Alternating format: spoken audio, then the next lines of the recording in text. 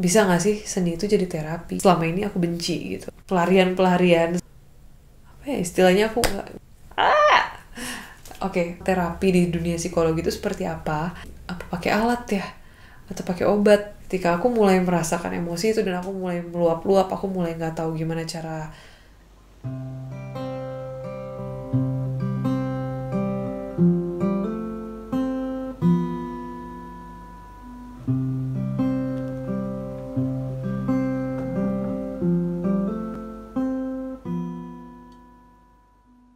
Tentang Gabriela Fernandez, seorang singer-songwriter dan visual artist yang mendalami dunia psikologi. Gabriela Fernandez menggunakan media seni sebagai caranya mengolah emosi-emosi yang dirasakannya.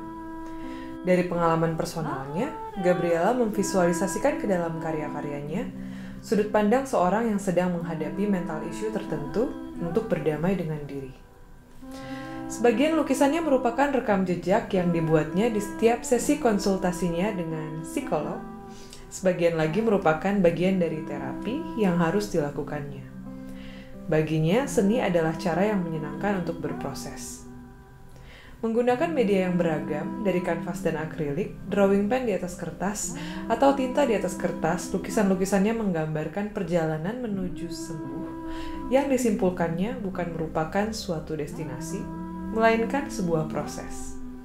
Perjalanan adalah rumah itu sendiri. Siapapun yang menikmati karyanya diajak untuk menyelam ke dalam sebuah dunia di mana emosi menjadi warna, amarah menjadi bentuk, kesedihan menjadi tekstur, dan pengalaman menjadi cerita. Oke, kita balik lagi cerita tentang bercerita jujur melalui karya. Dan kali ini aku pengen cerita tentang apa sih yang ada dalam pameranku Sailing Home ini yang lagi berlangsung di Via Via Resto. Sebenarnya apa sih? Gaby kan bukan pelukis. Oke, visual artis sih, tapi ya ini baru memulai banget. Dan karya-karyanya apa ya, aku bingung juga sebenarnya untuk mengkategorisasikannya. Sama seperti ketika aku mengkategorisasikan musikku yang aku juga sering kali bingung. Tapi intinya ya udah, ini adalah luapan perasaanku, gimana cara aku dealing with myself. Dan harapannya sih semua orang yang menyaksikan ini, menikmati ini juga mungkin ada yang punya pengalaman yang sama, serupa, atau mungkin punya perasaan-perasaan yang sama, dimana kita bisa saling berbincang melalui lukisan atau karya-karya ini.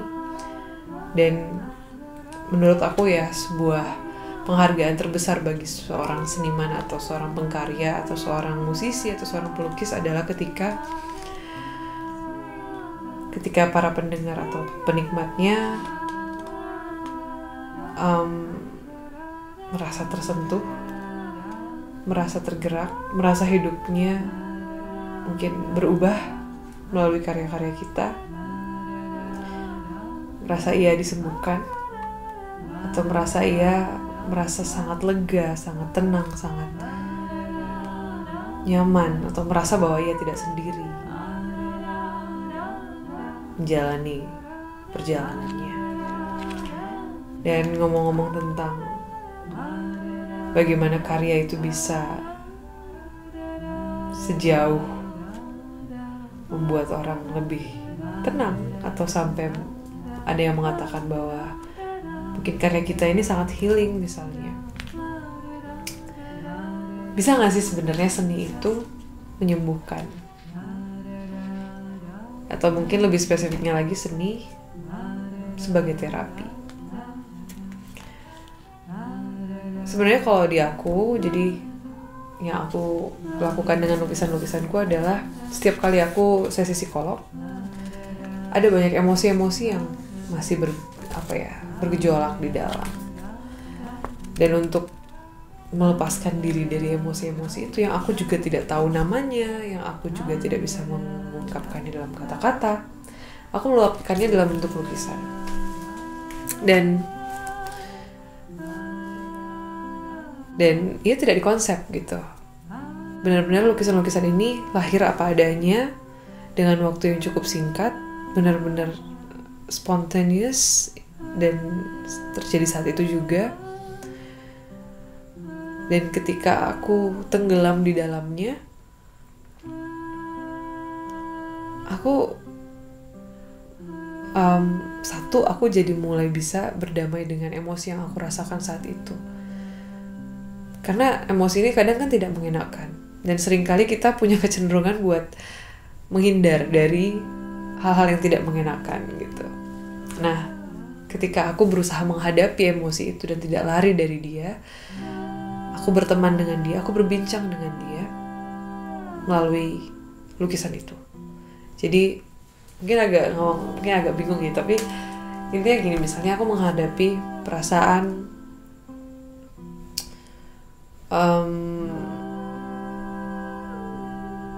self-hatred itu perasaan yang sangat kuat yang aku punya, dan biasanya aku tidak mau benar-benar mengakuinya atau tidak mau benar-benar mengolahnya gitu. Aku biasanya kadang aku alihkan malah ke pelarian seperti baca komik panjang-panjang atau nonton film banyak-banyak atau makan yang banyak gitu.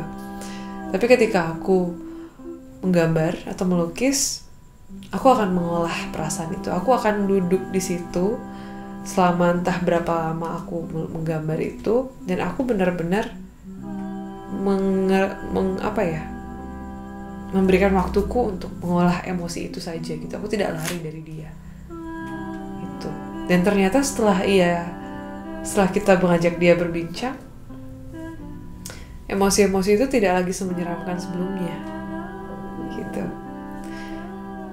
Dan juga biasanya ketika aku sudah, buatku emosi-emosiku tuh sangat-sangat kuat dan sangat-sangat aku sangat kesulitan melepaskan diri dari mereka, dari cengkeraman mereka gitu. Ketika aku tenggelam dalamnya, aku tenggelam, aku tidak bisa keluar gitu biasanya. Tapi ketika aku terbantu oleh karya, aku jadi tenggelam dalam kesibukan yang lain. Bukan kesibukan yang lain ya, kesannya kayak masih lari gitu. Tapi aku jadi tenggelam dalam, apa aku memang lari? Oke. Aku jadi tenggelam dalam prosesnya, pelayarannya itu tadi ya. Enggak. Aku jadi tenggelam dalam prosesnya. Jadi setiap goresan kuasnya, kesenangan dari warna-warna yang dihasilkan, kesibukan mencampur cat yang sangat menyenangkan buatku, sehingga emosi negatif tadi pelan-pelan jadi berbarengan sama perasaan senang ketika aku menggambar. Dan ketika aku sudah selesai melukis atau menggambar, emosi-emosi yang tadi bergejolak di dalam sini ya tenang, dia jadi tenang. Atau seperti benang kusut yang awalnya sulit sekali diurai, lama-lama jadi terurai. Iya, terolah gitu. Walaupun mungkin masalahnya belum selesai, nggak semua masalah bisa selesai, tapi at least aku udah bisa lebih clear, pikiranku udah lebih tenang, perasaanku lebih kalem, dan setelah itu langkah selanjutnya apa baru bisa aku ambil gitu. Entah aku akan berefleksi, entah aku akan mengajak berbincang seorang lain yang aku percaya, atau mungkin aku akan mencari bacaan, atau aku mungkin akan melakukan banyak hal lain yang tidak mungkin bisa aku lakukan ketika aku masih kacau, masih chaos, masih chaotic gitu. Jadi dalam prosesku itulah perannya lukisan-lukisan itu gitu. Mungkin akan beda-beda di setiap orang ya. Dan di dunia klinis psikologi pun metode-metode terapi yang resmi juga pasti berbeda-beda. Dan aku juga tidak dalam posisi yang bisa aku bukan seorang ahli, aku bukan seorang psikolog teman-teman. Jadi aku hanya melakukan apa yang aku bisa, apa yang disarankan oleh psikolog kepadaku, apa yang aku pelajari selama aku belajar mindfulness, selama aku belajar meditasi, belajar self healing. Dan kemudian kehidupanku memang berkisar di dunia seni. Aku bersyukur aku bisa menemukan cara ini gitu, untuk menjadi bagian dari prosesku sembuh juga. Jadi sebenarnya pertanyaannya sih, bisa gak sih seni itu jadi terapi gitu, atau seni itu menyembuhkan? Mungkin kalau terapi beda ya, mungkin kalau terapi terlalu berat bahasanya, tapi mungkin bisa gak sih seni itu menyembuhkan?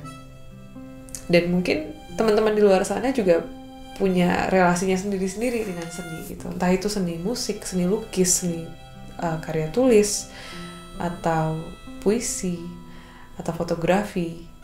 Banyak sekali teman-teman di luar sana yang aku tahu yang memang menggunakan karya-karya atau kesenian ini, kegiatan berkesenian ini sebagai proses untuk sembuh dari apapun yang mereka sedang alami. Entah itu mental illness atau bukan, atau mungkin ada masalah-masalah lain.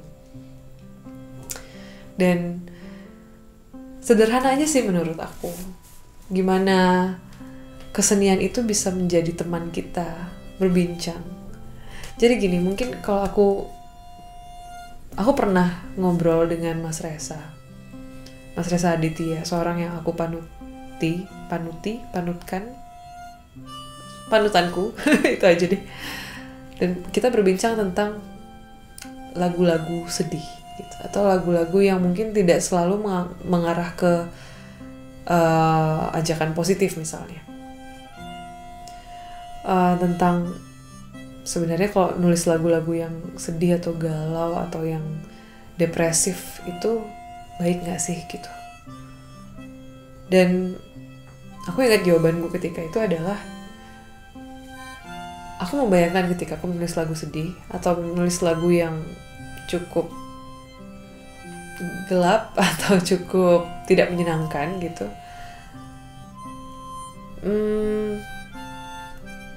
harapanku sebagai pengkarya adalah orang yang mendengarnya jadi merasa bahwa mereka tidak sendiri. Aku berharap bahwa mereka di luar sana tidak sepertiku dulu, yang sangat kebingungan, yang sangat merasa sendirian dalam perjalanannya, yang tidak tahu kalau orang-orang lain di luar sana banyak yang mengalami hal yang sama. Banyak mengalami emosi atau perasaan yang sama. Ketika kita mendengarkan lagu atau melihat lukisan atau menikmati sebuah karya apapun itu yang bisa resemble our emotions, yang kita bisa relate gitu, kita akan ngerasa gak sendiri. Dan itu sangat-sangat menyelamatkan buatku. Aku sendiri punya banyak sekali lagu-lagu yang jadi survivor. Apa istilahnya? Penyelamat. Survivor tuh kan penyintas. Yang jadi hero-ku. Apa ya istilahnya, aku gak inget. Oke. Ada banyak lagu-lagu yang benar-benar aku jadikan seperti peganganku di masa-masa sulit. Dan they really helps me going through that.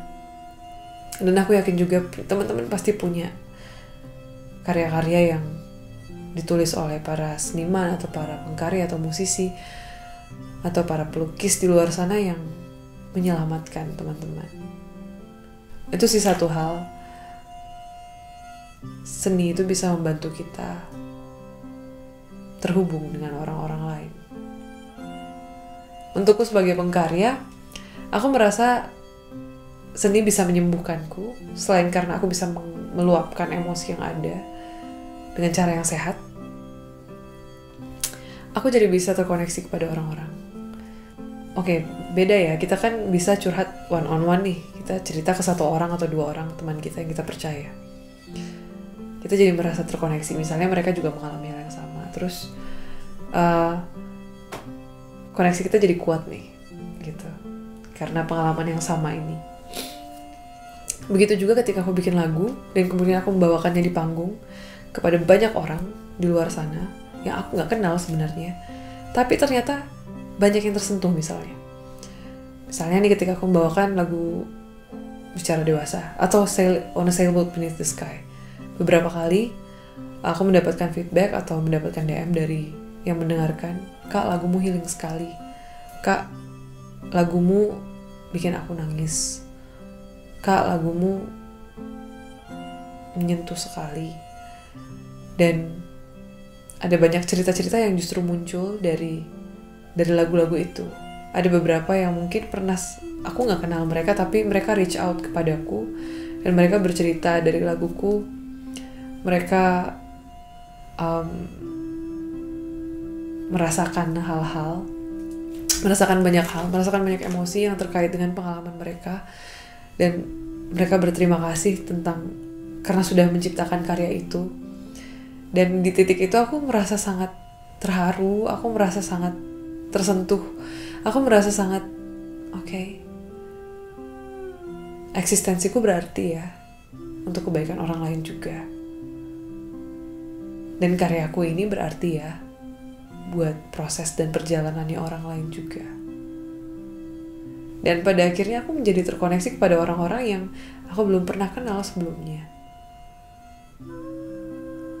Aku jadi merasa terhubung, aku jadi merasa we are one gitu. Kita adalah satu. Dan kita dalam perjalanan dan pelayaran yang sama sebenarnya. Tapi selama ini kita belum tahu cara untuk saling terhubung satu sama lain, sehingga kita merasa sendiri. Dan menurutku, karya seni, apapun itu bisa menyatukan kita. Entah itu dari dialog secara langsung seperti yang aku ceritakan tadi, atau sekedar karena di pameran orang yang mau menyaksikan atau menikmati lukisan, ia merasa tersentuh.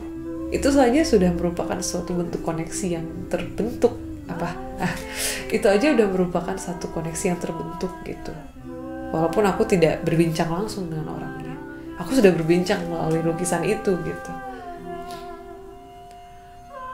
Dan itu adalah sesuatu yang sangat indah menurut aku. Itu. Dan ngomong-ngomong tentang seni sebagai terapi, sebenarnya memang ada satu lukisan yang aku pajang di Via Resto itu. Kalau teman-teman mampir, ada lukisan yang aku gantung-gantung. Itu bukan lukisan si gambar ya. Yang isinya adalah kertas coklat kecil. Jumlahnya totalnya kalau nggak salah ada 12. Itu aku buat setiap harinya. Dan sebenarnya itu adalah bagian dari terapiku. Jadi kalau teman-teman baca-baca gitu ya, ada satu terapi yang memang dikhususkan untuk orang-orang dengan borderline personality disorder, yang namanya adalah dialectical behavioral therapy. Nah, ini tuh menurut aku terapi yang sangat oke banget buat aku personal ya, karena it works. Aku baru menjalani beberapa modul dari 4 modul totalnya. Aku baru menjalani 2 modul dari 4 modul total. Yang mana salah satu modul pertamanya adalah tentang mindfulness. Jadi aku selama ini tuh emang udah belajar mindfulness, dan bahkan aku mengajar tentang mindfulness menggunakan gambar gitu. Aku mengajar mindful drawing gitu kan kepada orang-orang yang ikut workshopku. Tapi kadang aku sendiri juga lupa untuk mempraktekannya dalam hidupku gitu. Kadang aku sendiri juga lupa untuk disiplin dan rutin melakukannya, sehingga di momen aku lupa yang cukup lama biasanya lupanya, aku akan mulai drop atau aku akan mulai chaos nih gitu. Nah, ketika ada terapi ini dan benar-benar diawasi langsung oleh psikolognya, aku benar-benar merasa terbantu karena untuk bisa berteman atau berdamai dengan emosi-emosi kita, hal pertama yang perlu kita lakukan tentu saja untuk berkenalan dulu kan dengannya. Kita nggak bisa doang temenan sama orang tapi belum kenalan gitu kan. Nah, ketika kita belajar mindfulness, kita nggak belajar tentang harus bisa mengubah emosi buruk jadi baik gitu, nggak. Sebatas kenal dulu aja gitu, sebatas ya udah aku menyadari bahwa aku sedang merasakan sedih, sesimpel itu. Atau aku menyadari bahwa saat ini aku sedang marah, sesimpel itu. Itu simple tapi banyak sekali kita yang masih belum bisa melakukan itu tanpa kita sadari. Karena seringkali kayak kita masih nggak mau mengakui keberadaan perasaan itu misalnya, atau mungkin kita nggak sadar sama sekali. Biasanya itu lebih kayak untuk emosi-emosi yang cukup tipis gitu ya, cukup sulit dikenali gitu. Kayak misalnya perasaan bersalah itu mungkin masih cukup ini ya, cukup mudah dikenali. Tapi kayak perasaan-perasaan seperti atau apa ya, aku mungkin sulit menjelaskannya juga karena aku juga sedang dalam proses gitu. Tapi intinya dari terapinya adalah kita diminta atau diajak untuk ayo mengenali dulu emosi ini. Nah, salah satu caranya adalah dengan gambar nih. Jadi memang ada satu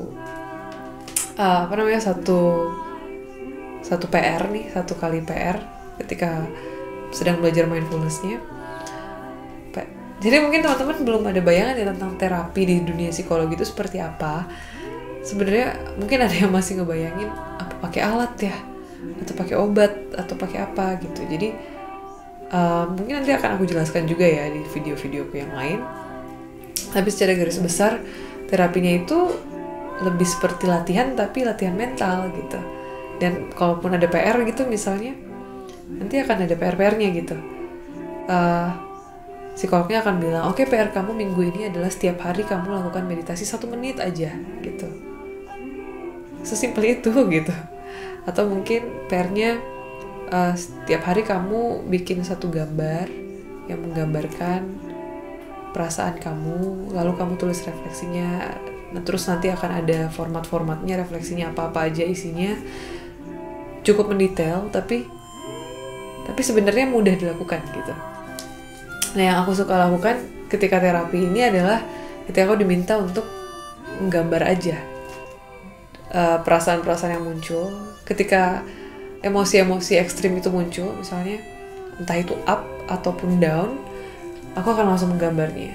Aku udah sedia kertas coklat kecil-kecil itu banyak, aku sedia pulpen di tempat yang mudah aku jangkau. Ketika aku mulai merasakan emosi itu dan aku mulai meluap-luap, aku mulai nggak tahu gimana cara menghandle itu, aku langsung ambil kertasnya dan langsung gambar. Dan biasanya aku menggambarnya cukup emosional ya, dengan pulpen yang aku tekan atau mungkin bentuk-bentuk ekspresi yang lain. Tapi setelah aku selesai menggambar itu, aku merasa lega gitu.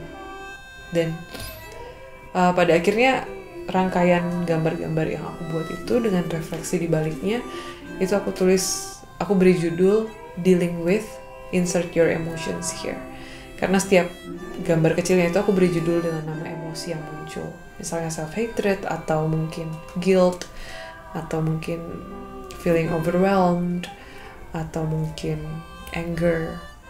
Anger pun ada macam-macam nanti yang muncul kemarin. Ada yang anger aja, ada yang pent up anger, marah yang sudah terpendam lama, atau mungkin small anger yang kayak api kecil-kecil. Ada banyak banget. Dan itu sangat membantuku berdamai, berteman dengan perasaan-perasaan itu yang mungkin selama ini aku benci gitu. Aku benci keberadaannya, aku gak mau dia ada di aku gitu.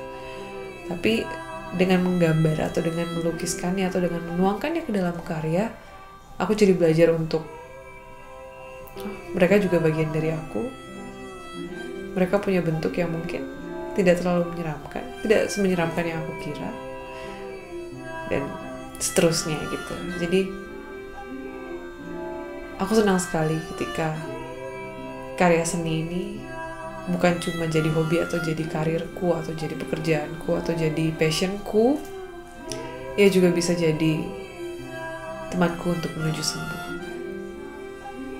Dan aku harap teman-teman di luar sana,